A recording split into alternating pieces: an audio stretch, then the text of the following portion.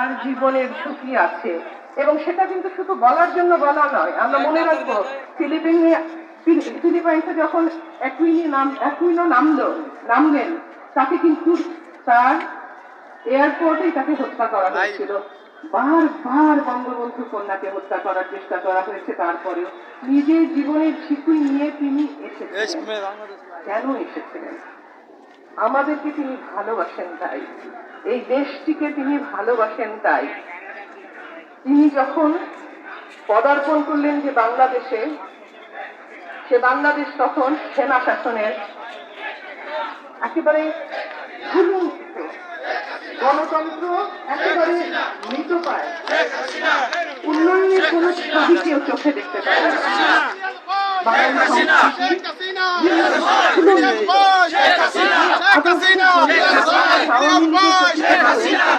লড়াই করার বাংলাদেশ আওয়ামী লীগ ভুল রাজনৈতিক দল নয়। ধীরে ধীরে বাঙালির সমস্ত বছরের যে আদর্শিক চেতনা, তাকে গত 7 দশকে ধারণ করেছে বাংলাদেশ আওয়ামী লীগ। সেই আদর্শিক মানুষগুলোর মুক্তিযুদ্ধের মাধ্যমে যে 4 মূলনীতির আদর্শকে স্বর্ণাক্ষরে লিখে দিয়েছিল রক্ত দিয়ে, সেই আদর্শ তখন মৃতপ্রায়। সেই মৃতপ্রায় জাতির কাছে তিনি যখন আসলেন, আমার খেয়াল আছে আমার শহীদ মা তখন কেঁদেছেন, শহীদ জায়া মা তখন কেঁদেছেন। কারণ স্বামীকে হারিয়ে বঙ্গবন্ধু যখন অভিভাবক ছিলেন, সেই বঙ্গবন্ধুকে হারিয়ে যে বাংলাদেশ, সেই বাংলাদেশ তার জন্য একটা বিভীষিকাময় অন্ধকার জায়গা ছিল। আমি আমার মার চোখে পানি দেখেছিলাম, সেদিন এইটুকু মনে আছে। কিন্তু সেই সাথে মনে আছে কি আশা, কি আবেগ তার ভেতর। এই আবেগের যোগ্য মূল্যায়ন নেত্রী করেছেন। তিনি এই দেশকে আজকে উন্নয়নের মহাসড়কে উঠিয়ে দিয়েছেন। গণতন্ত্র পুনরুদ্ধার হয়েছে। আমরা এখন নিজের সংস্কৃতিতে বলিয়ান হয়ে নিজের ভাষায় কথা বলি, নিজের ভাষায় গান করি। কিন্তু সবচেয়ে বড় আমার কাছে যে পাওয়া, বিচারহীনতার সংস্কৃতি থেকে তিনি দেশকে বার করেছেন। এমন একটা দেশ হয়ে গেছিল যেখানে পিতৃ হত্যাকারীরও কোনো বিচার হয় না। বঙ্গবন্ধুকে হত্যা করা হয়েছে, কোনো বিচার হয়নি। শুধু বিচার হয়নি তা না, বিচার পাবার অধিকারটুকু পর্যন্ত তার কন্যাদের ছিল না।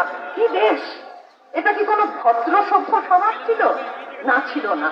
সেই বিচারহীনতার সংস্কৃতি থেকে ভেঙে তিনি তার পিতার হত্যার বিচার করেছেন, আমাদের পিতাদের হত্যার বিচার করেছেন। এই দেশকে তিনি আজকে আপনাদের এই এলিভেটেড এক্সপ্রেসওয়ে উন্নত বাংলাদেশ করেছেন। আমি শুধু একটু জিনিস একটু ভাবতে বলি, তার আত্মত্যাগের মূল্যায়ন কি আমরা করতে পারছি কিনা? তিনি তো আমাদের জন্য সর্বস্ব দিয়েছেন। তিনি একটি 32 বছরের মা, তার বাচ্চা দুটোকে নিয়ে এসেছিলেন, মেয়েকে সাথে নিয়ে এসেছিলেন, পরে ছেলেটিও এসেছিল, কিন্তু রাখতে পারেননি, কিন্তু তাদেরকে পরে হোস্টেলে দিয়ে দিতে হয়েছিল। তিনি তখন যে কিভাবে কেঁদেছিলেন সেই গল্প আমি শুনেছি। এই মা নিজের বাচ্চাদের সরিয়ে আমাদের সকলকে আপন করে নিলেন, দেশকে আপন করে নিলেন। মারা যারা আছেন তারা জানেন যে কি কঠিন কাজ। এই আত্মত্যাগের মূল্যায়ন আমরা কি করছি? আমরা তার জন্য আজকে এই 44 বছর পরে সময় এসেছে, নেত্রীর জন্য আমরা কি করেছি?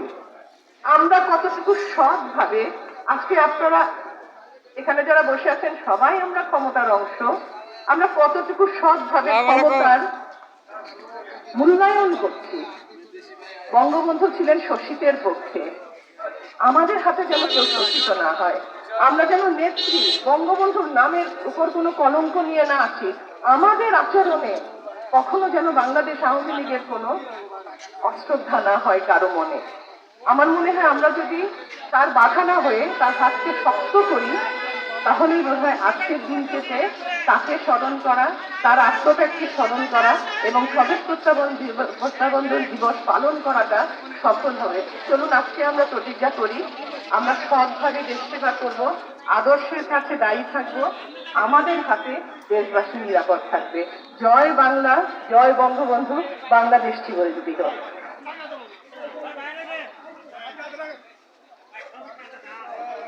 আমার ভাইয়ের রক্তে রাঙানো 21শে ফেব্রুয়ারি আমি কি ভুলিতে পারি। আজকের এই অনুষ্ঠানের সাথে এই